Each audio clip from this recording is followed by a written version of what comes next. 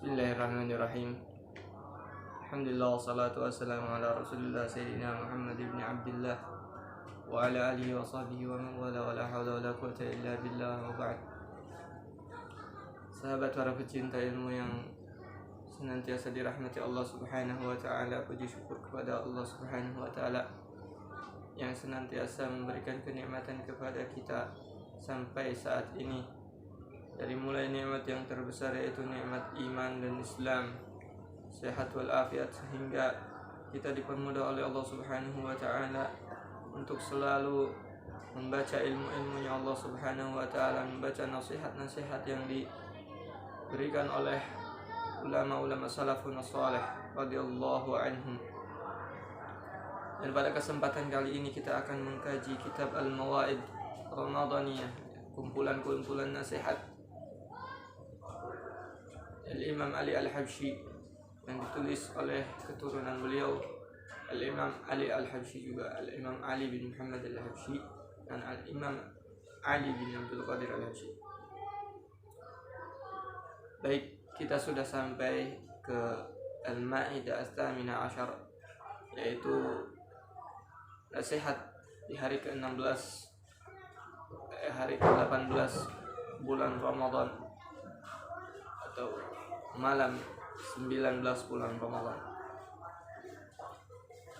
Pada Maidah As-Samina Asyar, nasihat yang ke-18 di sini, Al-Imam Ali menasihati kita semua sebagai penerus umat Nabi Muhammad SAW bahwasanya kita, apa yang sudah kita capai di akhir dari pertengahan Ramadan ini, Al-Ashru Tsani min Syahri Ramadan, 10 kedua yang dari bulan Ramadan, yaitu yang dijanjikan oleh Nabi SAW bahwasanya di dalamnya terdapat maghfirah Allah Subhanahu wa taala, sebagaimana dalam hadis, Ramadan awaluhu rahmatun wa awsatuhu maghfiratun wa akhiruhu ajkun minan nar.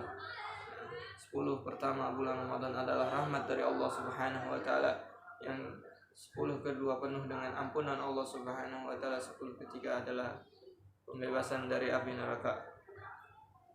Karena itu di sini Al-Imam Ali mengatakan bahwasanya seyogianya kita untuk selalu membuka mata hati kita, untuk selalu introspeksi diri apa yang sudah kita dapatkan di pertengahan bulan Ramadan yang sudah hampir selesai ini, dan akan memasuki fase ketiga, yaitu fase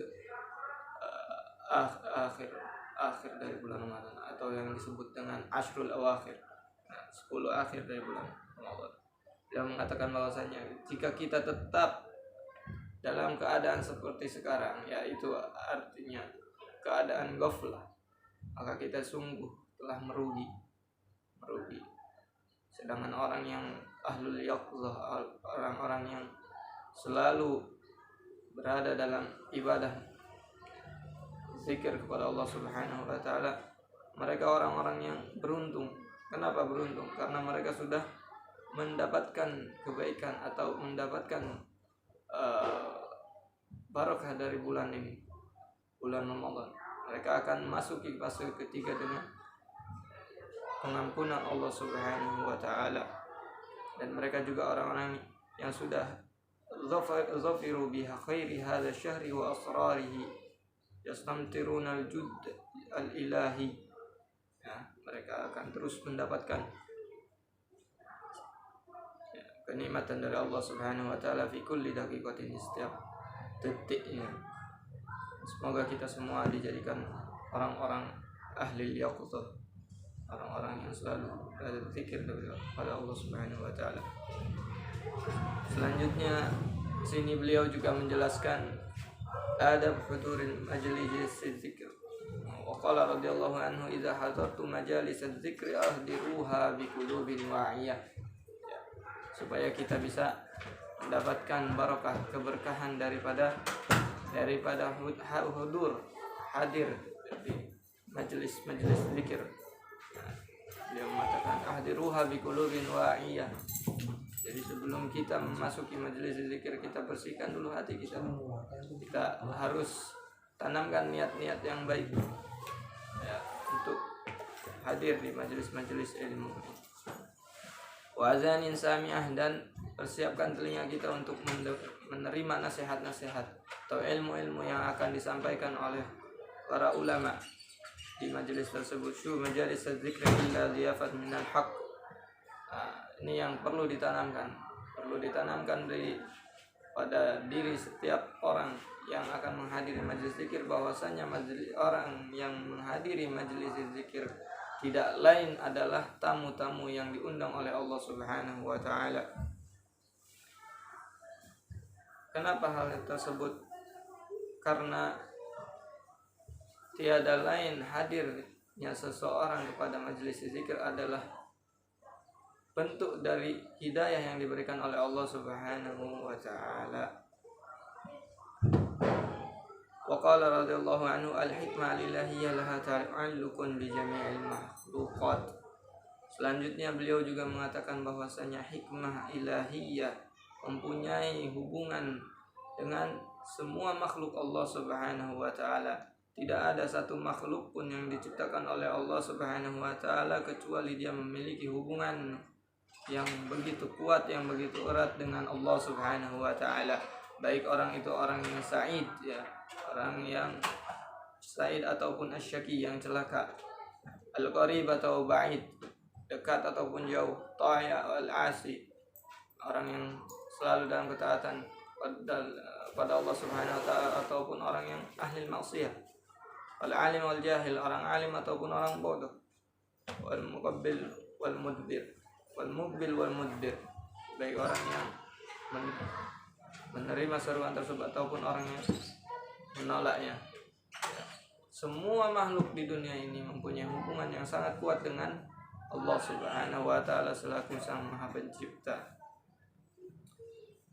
Maka dari itu, beliau mengatakan, A'rifu haqqa hadzal rabbil karim, ketahuilah haknya Allah Subhanahu wa taala. Ketika seorang hamba sudah menyadari bahwasanya dia mempunyai hubungan yang kuat dengan Allah Subhanahu wa taala Sang Pencipta, maka ketahuilah apa saja hak-hak Tuhan Allah Subhanahu wa taala yang wajib kita penuhi atas apa yang telah diberikan oleh Allah Subhanahu wa taala kepada kita semua. A'rifu hadzal haqqa hadzal rabbil karim wa kam lillahi alaina min ni'amatis, apapun yang telah Allah berikan kepada kita semua, kenikmatan, sangat banyak hal-hal yang diberikan oleh Allah Subhanahu wa taala yang mungkin kita belum mensyukurinya.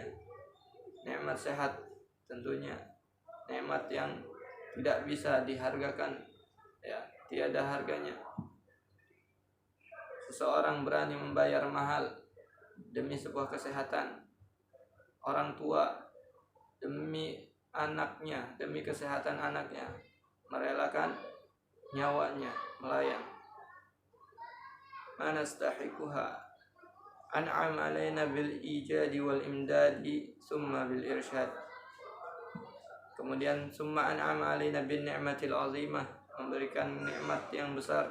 Allah memberikan kita nikmat yang paling besar, allati la tuqawwamu biqimatin, yang tidak bisa dihargakan.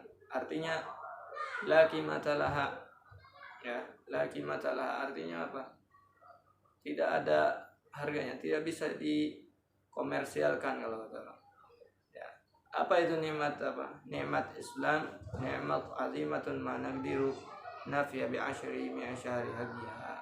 Bahkan kalau seandainya kita berusaha untuk bersyukur atas nikmatan Islam tersebut, kita tidak bisa sampai memenuhi hak-hak syukur tersebut, hak kenikmatan tersebut. Tsumma akramana Allahu bil khususiyatil kubra haitsu ja'alana min ummati Muhammadin sallallahu alaihi wasallam. Kemudian di balik itu juga Allah Subhanahu wa taala telah memberikan nikmat yang lebih besar daripada itu.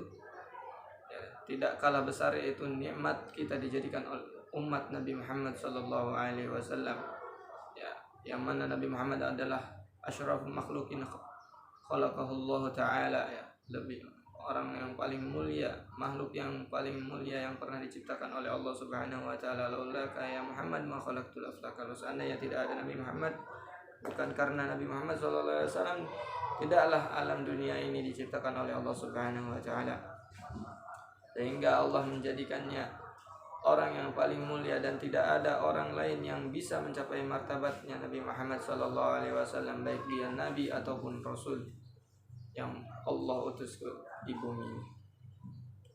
Wala malakun muqarrabun wasalla maqama Muhammad, ataupun orang tersebut ataupun makhluk tersebut berupa malaikat, saking tingginya derajat Nabi Muhammad sallallahu alaihi wasallam, nabi, rasul dan malaikat pun tidak bisa memiliki atau tidak bisa sampai pada derajat yang dimiliki oleh Nabi Muhammad sallallahu alaihi wasallam.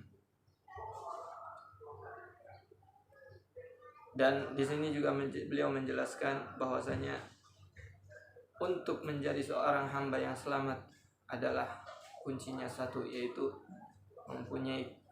mengikuti Nabi Muhammad sallallahu alaihi wasallam, mencintai Nabi Muhammad sallallahu alaihi wasallam.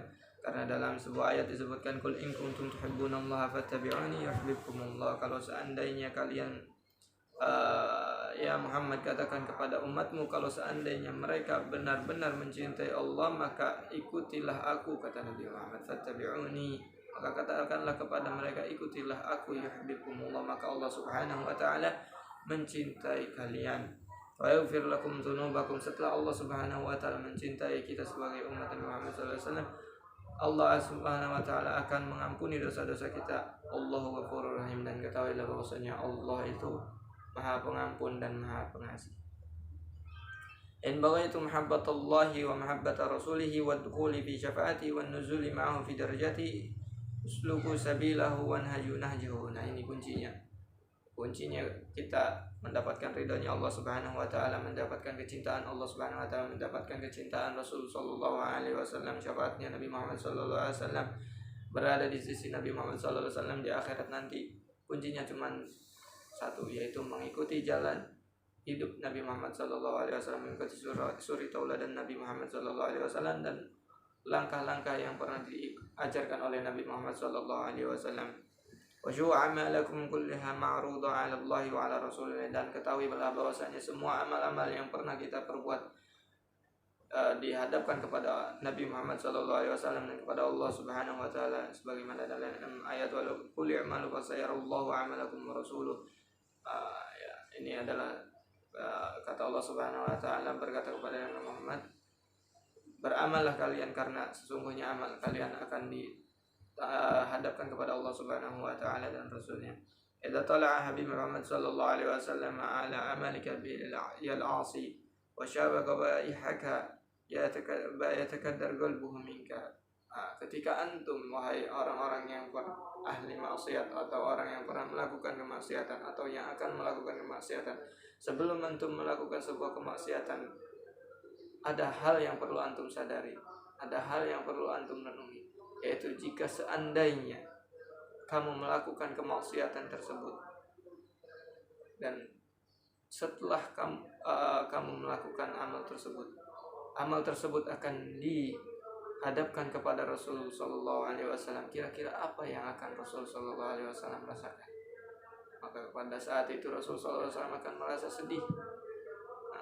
Yang kasiru qalbuhu wa yatakaddar, sedih atas apa yang telah dilakukan kita sebagai umatnya sallallahu alaihi wasallam. Kemudian iqbalu 'ala Allah biqulubin munibah. Karena itu beliau juga menasihati kita sebagai penerus umat Nabi Muhammad sallallahu alaihi wasallam untuk apa? Untuk ketika kita menghadap Allah Subhanahu wa taala, seyogianya kita menghadap dengan keadaan hati yang tenang, hati yang memang benar-benar khusyuk kepada Allah Subhanahu wa taala. Tidak ada hal-hal yang diberikan selain Allah Subhanahu wa taala, tidak ada tujuan lain selain Allah Subhanahu wa taala. Khasyiatun ta'ibatun wa khlisu fil a'mal, dan beliau juga menasihati kita untuk selalu ikhlas dalam beramal, wa qaddimu zada yaumil ma'ad, dan selalu untuk senantiasa menyiapkan bekal kita di akhirat nanti. Wala yaghurrukum hulmullah yaqulul insan rabbi ma'agabana. Jangan sampai kita tertipu dengan apa yang telah Allah berikan kepada kita saat ini. Jangan sampai kita sekali-kali mengucapkan Allah Subhanahu wa taala tidak menghukum kita. Saya selalu bermaksiat tapi Allah Subhanahu wa taala tetap tidak menghukum kita. Ini membuktikan bahwasanya Allah Maha Ampun. Santai saja kita bermaksiat, nanti juga Allah akan mengampuni. Ingat, perlu diketahui bahwasanya hal-hal tersebut bisa mencapai syirkul asghar karena dia telah menghalalkan sesuatu yang haram, atau mungkin bisa menjadi dosa yang paling besar karena dia telah mengenteng-entengkan sesuatu yang haram, ya, karena dia telah bidin, bermain-main dengan agama. Kemudian selanjutnya beliau juga mengakhiri majelisnya dengan doa yang diakhiri sama beliau. Dia mengatakan semoga kita semua